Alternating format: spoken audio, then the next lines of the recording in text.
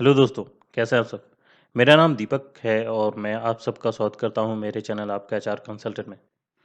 दोस्तों, आज की इस वीडियो में हम लोग बात करेंगे पीपीओ के बारे में, जिसको हम लोग नॉर्मली प्री प्लेसमेंट ऑफर के नाम से भी जानते हैं।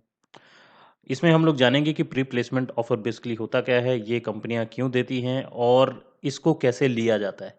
तो काफ़ी डिटेल में मैं ये चीज़ें बताऊंगा, तो साथ में बने रहिएगा, जानने के लिए बहुत कुछ है दोस्तों। चलिए शुरू करते हैं। सबसे पहले मीनिंग जान लेते हैं पीपीओ का क्या है। PPO stands for pre placement offer. इसका जो फुल फॉर्म होता है वो प्री प्लेसमेंट ऑफर होता है। It is a job offer made to a student by a company before the start of the final placement season on campus.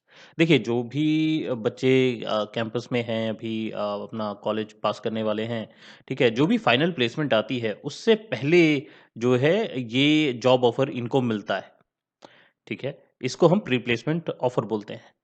अब PPO are typically offer to student who have perform well during the internship at the company. देखिए, PPO जो है या pre placement offer वो उन्हीं students को मिलता है जो कि इंटर्नशिप करते हैं।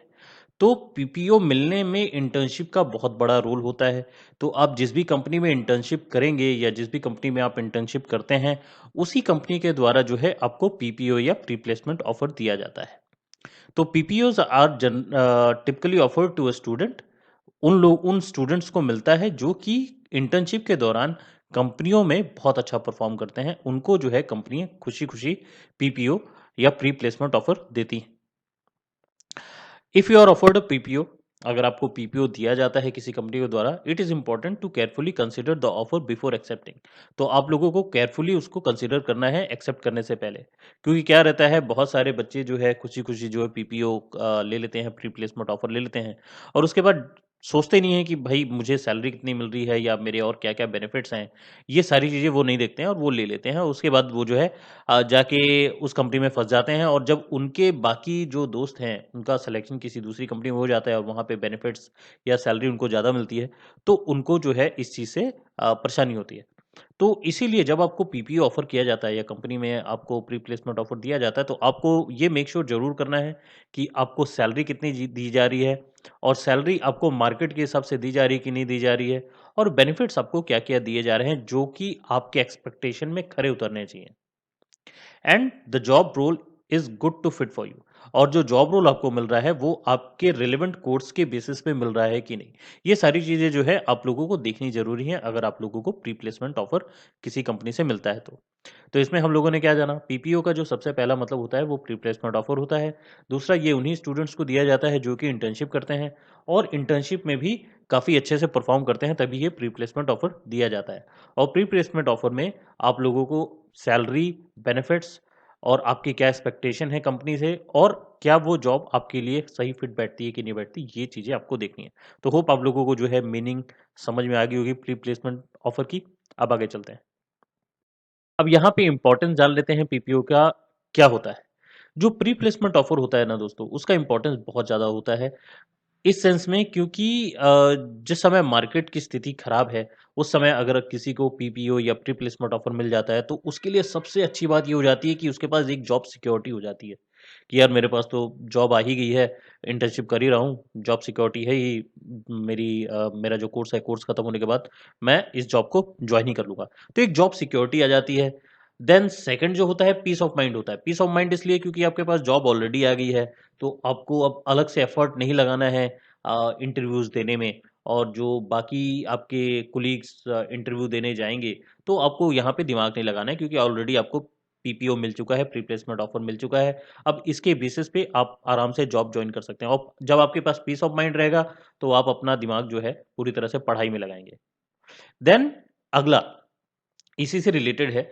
इन केस आप जो है कैंपस प्लेसमेंट्स में बैठते हैं, प्री प्लेसमेंट ऑफर मिलने के बाद भी अगर आप कैंपस प्लेसमेंट में बैठे हैं, तो जब आप कैंपस प्लेसमेंट में बैठते हैं, तो आपके पास बहुत ज़्यादा नेगोशिएटिंग पावर आ जाती है। जो आपकी कोलीग हैं, उनके कंपैरिज़न में अगर मैं देखूँ, तो आपके पास नेगोशिएटिंग पावर ज़्यादा रहती है, क्योंकि आपके पास प्री प्लेसमेंट ऑफर है। आपको ऑलरेडी पता है कि उस कंपनी से आपको जो है एक मिनिमम सैलरी मिल रही है। तो आप जब दूसरे कैंपस प्लेसमेंट में बैठेंगे तो वहाँ पे अगर आपका चयन होता है तो वहाँ पे आप नेगोशिएट कर सकते हैं, अपनी सैलरी नेगोशिएट कर सकते हैं, अपनी बेनिफिट्स जो है आपको जो मिलने वाले हैं उसको नेगोशिएट कर सकते हैं, आपकी जो एक्सपेक्टेशंस है उसको आप बता सकते हैं, आप कौन से जॉब रोल में जाना चाहते हैं वो बता सकते हैं। तो आपके पास एक नेगोशिएटिंग पावर आ जाती है जो कि बाकियों के पास नहीं रहती है।